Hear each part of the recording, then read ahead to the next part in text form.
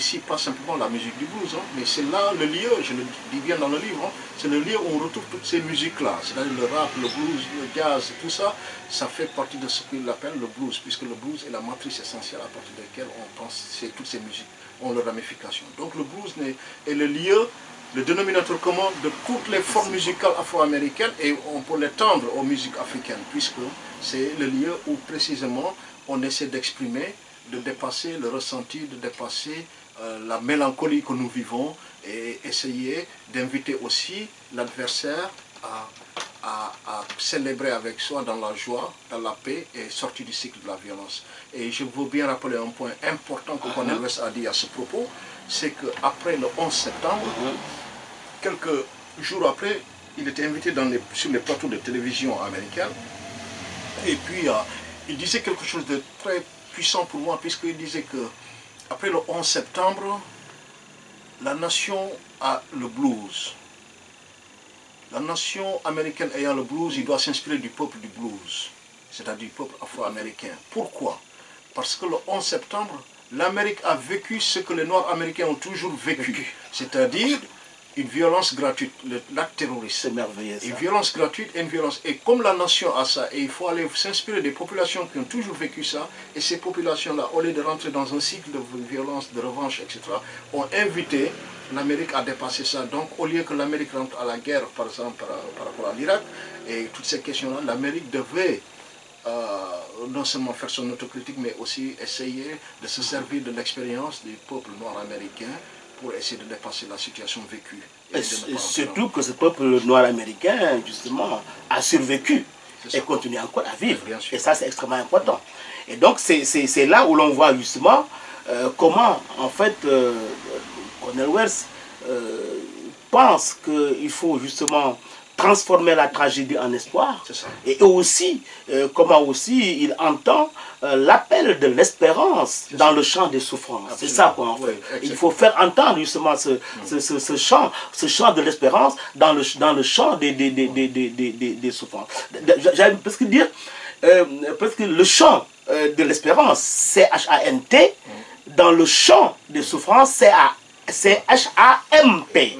C'est ça en fait quoi. Voilà, et je crois que c'est ça qui j'ai fait exprès en mettant ça sur la quatrième de couverture. Lui, comme chez le poète, justement il y a les jeux, les mots qui jouent. Le chant c'est H-A-N-T, c'est le chant, parce que le chant effectivement ça peut être le chant des cotons, le chant aussi du blues en tant que tel. Et c'est justement là où on voit aussi le linkage que tu fais, la relation que tu fais entre justement la notion d'engagement, et puis la notion de la philosophie et aussi la poétique. C'est ces trois relations qui sont fondamentales et qui sont finalement les supports de cette pensée. Et ce qui m'a aussi intéressé, c'est par rapport à un personnage que nous adorons, un homme que nous aimons, qui est Cheikh Hamidou Kane, et justement qui a écrit ce livre classique que nous connaissons, L'Aventure ambiguë.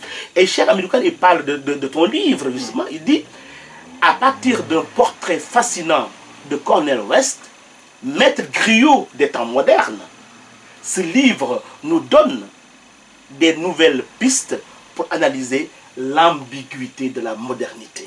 J'aime bien cette ambiguïté de la modernité. Et tout ça, c'est merveilleux que Cheikh Hamidou Kane puisse percevoir cette ambiguïté de la modernité dans justement ce livre donc de violence, racisme. Oui, parce que la modernité en elle-même, elle est ambiguë et elle est en même temps celle qui libère l'homme, parce que c'est à travers la modernité que nous avons par exemple des téléphones portables et tout ça, donc des rêves qui se réalisent des fois. Et en même temps, c'est celle qui aliène aussi les hommes. Et donc, de ce point de vue, elle est ambiguë. L'ambiguïté, surtout, pour nous, Africains, la modernité telle qu'on l'a vue, telle que nous la vivons, et qu'on n'a pas essayé d'adapter, ou qu'on a du mal à adapter, est une question essentielle qui se pose pour toutes les générations d'intellectuels africains. Une question, pour moi, c'est là où ça se situe le jeu, en tout cas l'enjeu réel, le paradigmatique, c'est là, c'est comment nous pensons l'Afrique à travers et à partir ou contre cette modernité-là. Mais dans tous les cas, la modernité, elle est obligée, elle fait partie de nous, et en même temps, nous devons penser notre société par rapport à ça. Je vais être clair là-dessus, c'est-à-dire que lorsque, par exemple, on a parlé, prenons l'exemple de l'argent. L'argent, c'est quelque chose, du point de vue de la modernité, c'est quelque chose qui appartient du domaine, par exemple, en termes de comptabilité, du domaine de l'actif ou des... Voilà, il y a une distanciation entre ce qui est de toi et ce qui est de la société ou autre. Donc, c'est, par exemple, ce principe comptable-là, à partie double, actif, passif, compte de résultats, etc. Donc, l'argent est dissocié.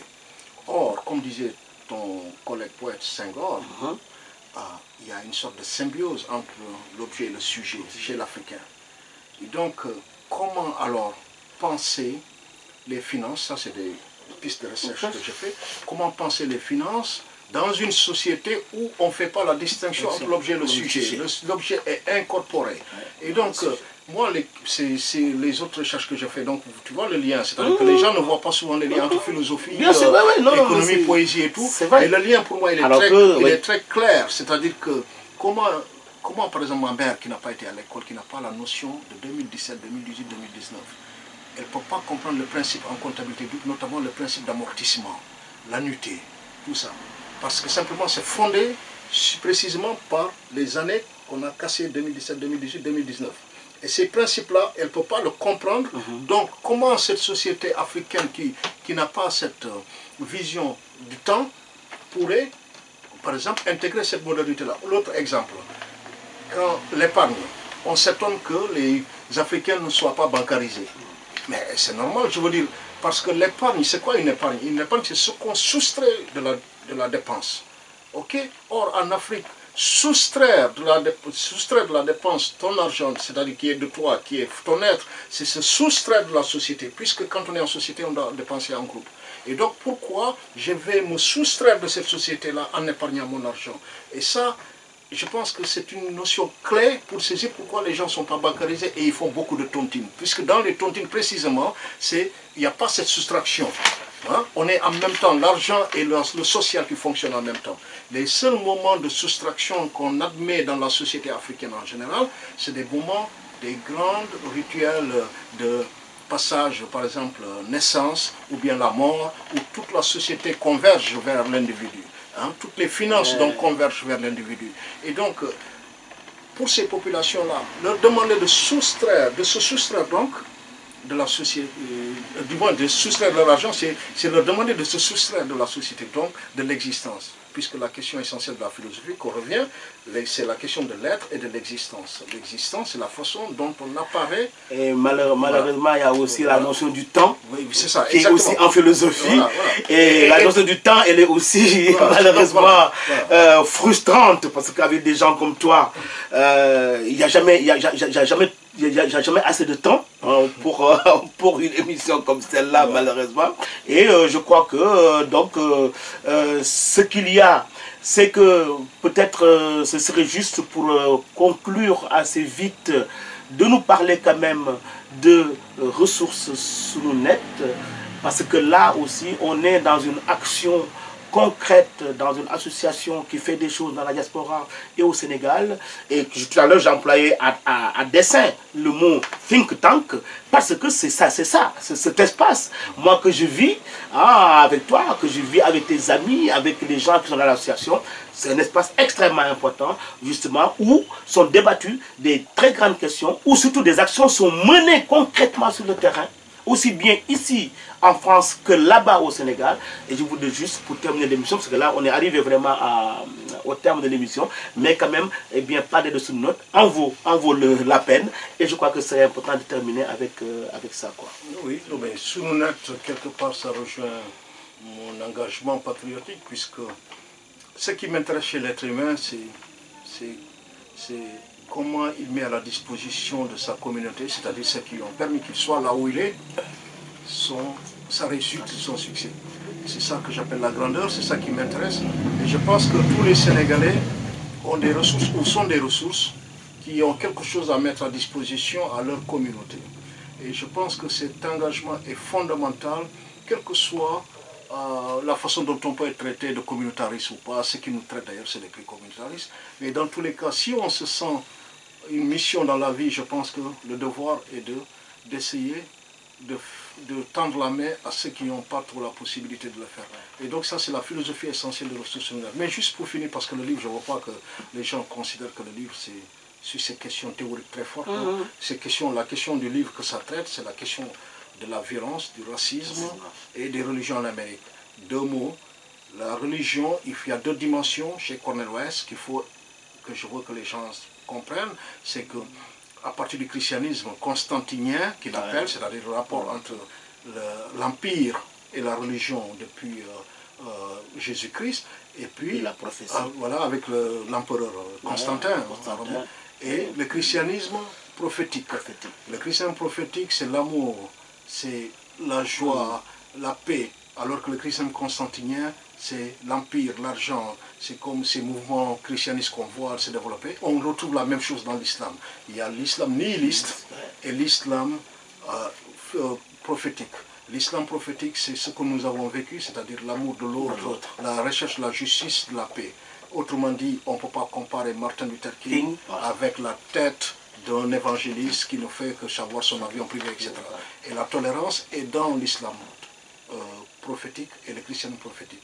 Et donc voilà, en gros, sur la violence, je pense qu'ils pourront le lire et le découvrir, et les questions du nihilisme paternaliste religieux et puis sentimental, mais ça, on aurait pu le développer aussi. Et bien sûr, et aussi, évidemment, que le socle de tout cela, c'est l'idéologie suprématiste blanche, qui est donc le socle de la société américaine. Qui est intériorisée parfois par les populations. Voilà, et que donc la source matricielle de la violence et même le fondement de la violence. Écoutez, chers téléspectateurs, voilà, on arrive à la fin. Tout à l'heure, je dis encore frustré, mais bon. On reviendra, j'en suis sûr. Moi, je suis très heureux d'être accueilli dans ce local extraordinaire de notre ami Mike. Et puis, puisque l'art est un site de vérité. Absolument. Merci beaucoup. Avec ces derniers mots, que donc nous vous disons à la prochaine émission. Toujours, bien sûr, sous la balade, esprit sans frontières, évidemment, avec un monde en partage. À la prochaine. Merci à toi.